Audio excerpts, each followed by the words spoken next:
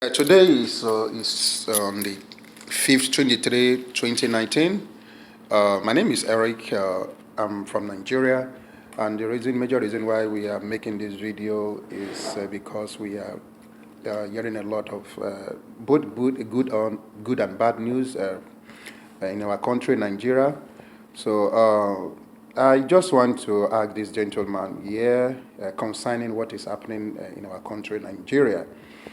Some time ago, we hearing the killing of, people, innocent people, especially the herdsmen, and also the government also too. Their policy is based on just only one side, uh, benefit just only one side. I don't want to specifically call the area the policy is benefiting, but just Nigeria as a whole, like a lot of things is going on. Uh, Let me repeat myself again. The man here with me is, sir, what is your name, My please? name is Chindo Austin Igwe. Okay. Uh, Actually, the name will, people that are listening to this or viewing this video, they will know where you came from. So I don't need to ask you Yeah. your tribe, where you came from. So I have just few questions to ask. Where you from, please, sir? Well, I'm from Anambra State in Oh, Nigeria. okay. Precisely from Onitsha town. Okay. A lot of things are going on, happening in our country, Nigeria, which is where you came from, not only Isa, but Nigeria as whole. Uh, some days ago, I've heard that herdsmen, some herdsmen, which is they came from the northern part of Nigeria, killing innocent people, and people are dying, and the government is not doing anything about that killing. So, do you really have anything to say about the herdsmen killing? Have you heard anything about herdsmen killing in Nigeria, which is where you came from? Oh, yeah. Oh, yes. The killings by the herdsmen it's been going on for a while. And the federal government has so far acted most irresponsibly. And I think it has continued to carry on irresponsibly and, you know, totally insensitive to what is going on because of the docility of the totality of southern Nigeria, in spite of the education that we have. And this is, you see, by way of analogy, let me just explain this to you.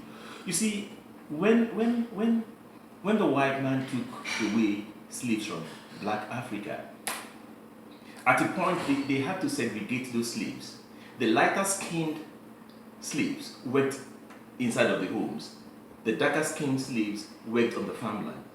This is the strategy the Fulani, Hausa Fulanis, and I have no apologies for calling names. The Hausa Fulani are masters of politics. The political class from the north understand what they're doing. The likes of Tinubu are the privileged slaves from the south. The likes of Ushomale are the privileged slaves from the south. So you got to use these people, you got to allow these men to also, illegally get rich. You favor them to some extent that you may continue the suppression of the rest of us. If it were not so, there are many fundamental questions to ask. Osibajo is a professor of constitutional law, but he has not told Nigerians on what basis he's been able to call IPOB a terrorist organization, and he's not called the Fulani herdsmen a terrorist organization. For a professor of constitutional law, it is totally unacceptable. Nigeria claims to practice federal character and quota system, but you and I know that when it comes to the military and the recruitment in the military and promotions in the military, they throw away the quota system and the federal character stuff. Nobody, no politician from the south seems to be saying anything. Right? Now, let me tell you, Chinua Achebe, if you understand intellectualism, you will know that his last memoir, which he titled There Was a Country, should give you serious, reason to worry for Nigeria. Because he couched it in the past tense, there was a country. Meaning that Nigeria is dead already. And the way we are going right now, with the latest 100 billion naira given to the Fulani herdsmen to assuage them in the first instance for 2 years. Because they tried the colony thing, we resisted it. They now want to come legitimately to buy your lands. So after 2 years and they make their assessment and see how far they've gone, they will release some other funds to these same people. 90%, if not 95% of that money given to this Fulani men is gotten from the Niger Delta. And then, what do you have to show for it in the Niger Delta? For all of the wealth, for all of the oil exploitation, what do you have to show in the Niger Delta? And so, the time has come for a handshake across the Niger.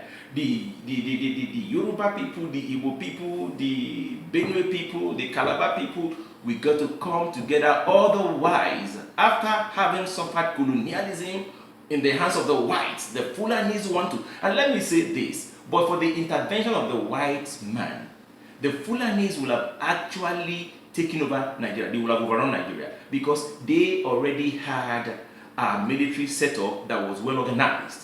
They could fight, coming on the horseback. They had a military totally well organized. We couldn't have said the same thing about the South back in the day. So, but for the intervention of the white man, they would have taken over. Now they want to continue from where Uthman Danfodio stopped. But we do not seem to understand that. We do not seem to understand that. The Jagaban, or whatever they call him, Tinubu, is thinking that come 2023, he stands a chance to become the president.